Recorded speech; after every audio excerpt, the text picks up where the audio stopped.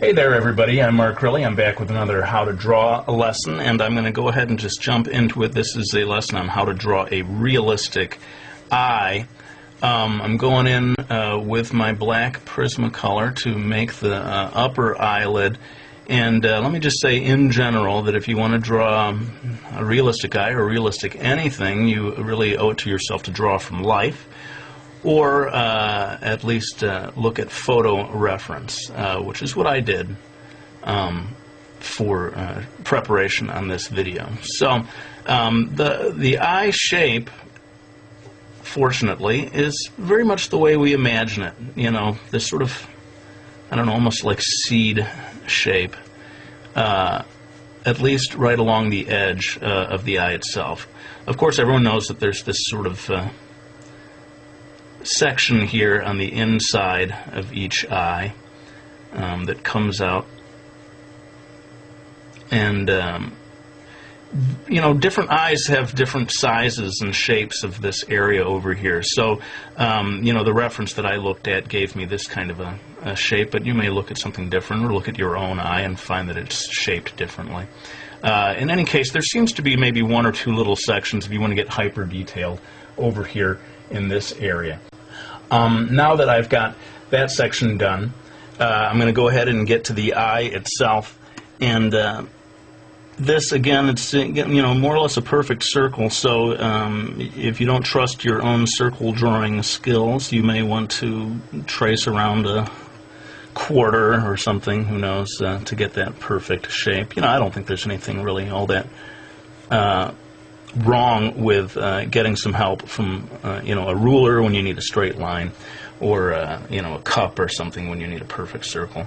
Anyway, I've kind of got that section in place, and for the pupil, I'm thinking that it's about 1/4 or 1/5 the width of the iris.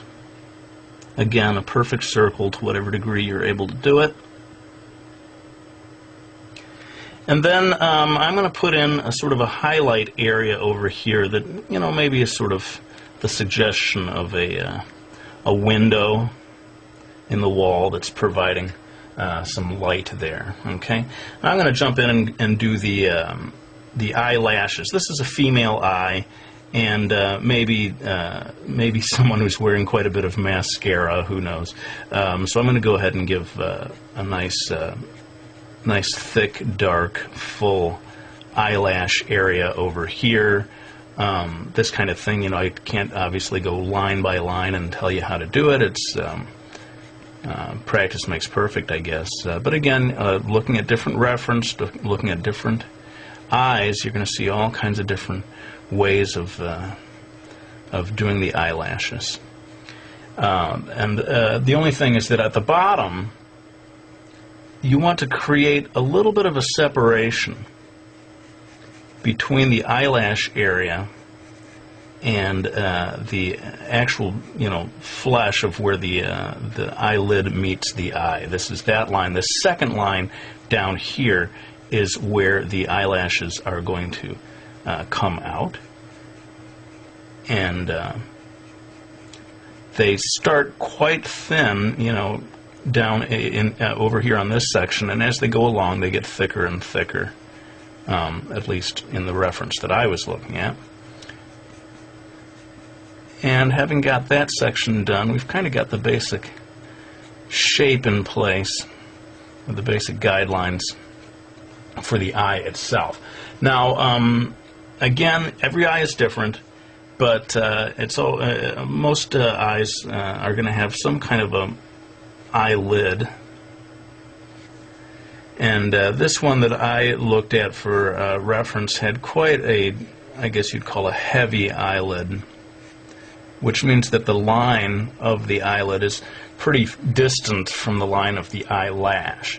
Again, looking at different things, look at your own eye, you may find that that line is a lot closer.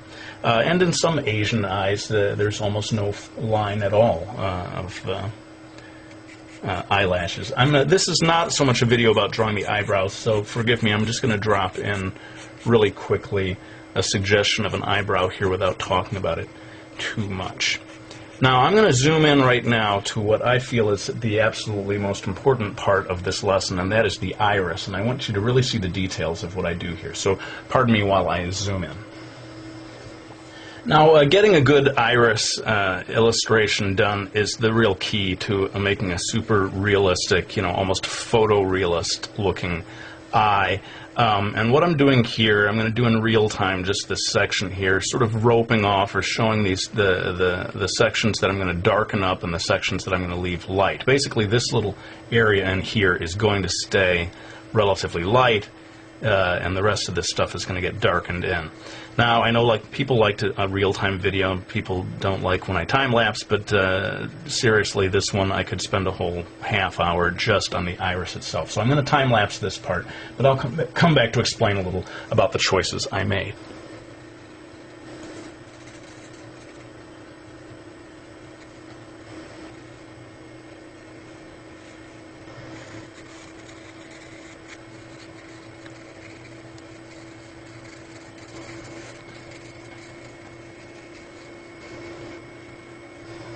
Alright, so you can see where the key to getting a nice shiny looking eye is getting this nice window shaped highlight, although it doesn't have to be window shaped, it could be sort of circular or any number of shapes, but make sure that you keep it nice and white and that you darken the area near the highlight, and that helps it pop and makes the whole thing look shinier.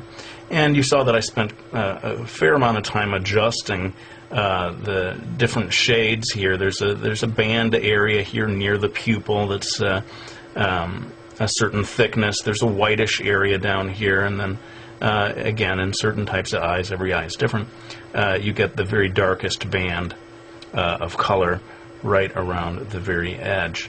I'm going to go ahead and jump in here and very quickly darken this area in of the eyelashes. Again, this is maybe a female eye, someone who's wearing quite a bit of mascara.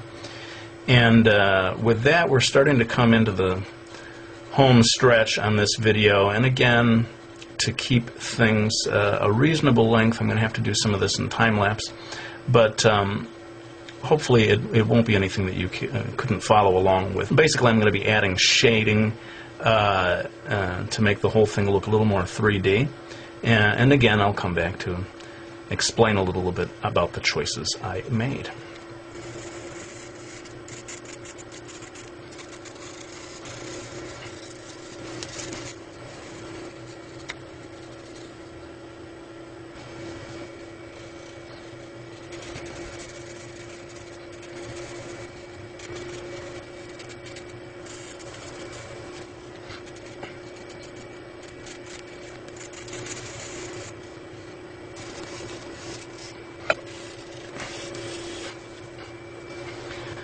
Okay, well, this is pretty much it then. We have put in all of the shading, and, as you can see, with anything that's, kind of going for photorealism here, you just need to take your time. You just got to be patient and keep working at it and keep slowly building it up.